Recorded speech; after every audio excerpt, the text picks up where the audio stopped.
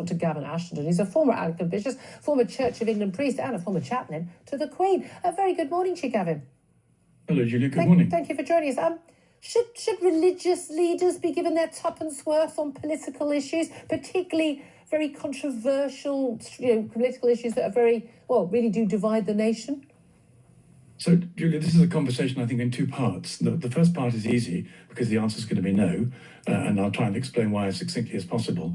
But there's another part, which is much more difficult, I think, that I hope can get flagged up, which is what the role of the church is when your society turns increasingly totalitarian, because that's what's happening. So if we look at the first question, it's always very easy to exercise political commentary rather than spiritual judgment, because it's just, there are the levers. It's easier to pontificate politically than it is to say your prayers and to try and change people's lives internally. So, I mean, first of all, the Church of England is a dysfunctional organisation. It can't choose its own CEO. And we're fed up, of course, with the fact that the bishops and the clergy are all paid up. Well, perhaps not paid up, but they all express themselves as socialists, whereas the people in the pews, on the whole, somewhere near the centre. But whenever there is any interjection into British politics, it's always entirely predictable what side they're going to take. Yeah, that's right, exactly. And so this is really silly of them, because what they're doing is they're disenfranchising their own flock. Their job is to look after a mixed political community, some on the left, some in the middle, some on the right, some no politics at all. So it's really silly in that situation to come out with some very strong politics from a fairly extreme part of the spectrum. It's just irresponsible if you're running an organisation which is multi-political because it's got a different agenda. So that's silly. Then, of course, there's a whole business of what do they know? And the answer is they don't know very much. Well, he's got a media studies degree from a former police, so I'm sure he knows everything about both topics. And I'm being facetious, but Yeah, and of course, I'm trying not to be, I'm trying not to be rude and ad hominem. But the fact is, they sound like third-rate council politicians, and it's not a good look. It's not very competent.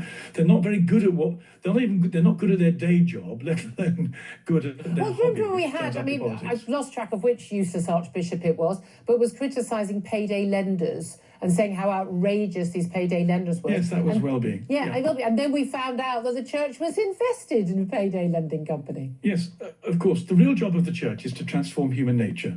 This is a very big task. It's immensely important, and our whole civilization depends on the church doing it well. Western civilization has grown out of Christendom and has done some very beautiful things, including, and this is the most important thing, I think, the sanctity of the individual. You basically don't get to kill people or imprison them because they are made in the image of God. Now, you don't have to believe in God, but it's a very good protection for the safety of people and it's about, in any circumstances. The key, and this is very different from a lot of other religions. The key role of your status as an individual with having value in itself. I'm a fundamentalist atheist, but even I completely recognise again our entire way of life is built on that, Judeo-Christian culture. Here's the thing, though: if you're an archbishop, you're there to sort of, to preach on behalf of, the poor huddled masses. You have to worry about the rich people; they're doing okay. But this is what Jesus Christ is all about: the poor people.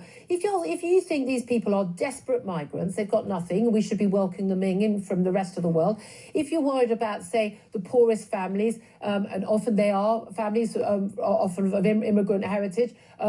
Statistically, that is the case, and they've got 3 or 4 or 5 kids, and they're not getting any extra benefits as a result of those extra children after the 2-child benefit cap.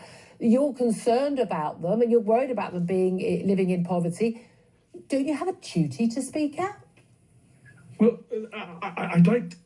Can I move the conversation on slightly? Because so if I say to you as an atheist, look, the thing that you and I are absolutely convinced about is the integrity of human beings and their basic freedoms. Christianity does that.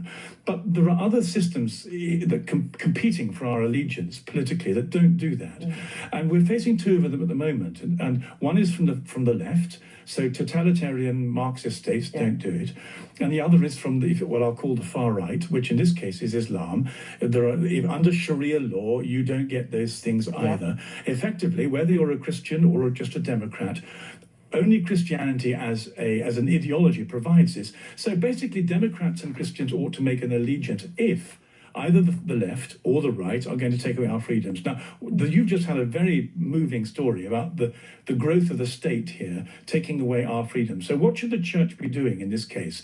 It doesn't have a right to talk about immigration policy or benefits, but what it does have a right to do is to talk about the overreach of the state, compelling citizens who ought to have certain freedoms. Yeah. That's what we should be hearing from our archbishops. Now, the other problem is that the people who are coming in are Muslims, and there's a perfectly pleasant conversation to be had about the time is against us. I've got to warn you. I've got about 10 more seconds. Sorry, Gavin. 43% of the Islamic community in this country wants Sharia law. Sharia law is not democratic. It's not people-friendly, and that's what's coming. And it's certainly not British culture. And we need to talk about this stuff openly and not just shout big at anyone who raises these issues.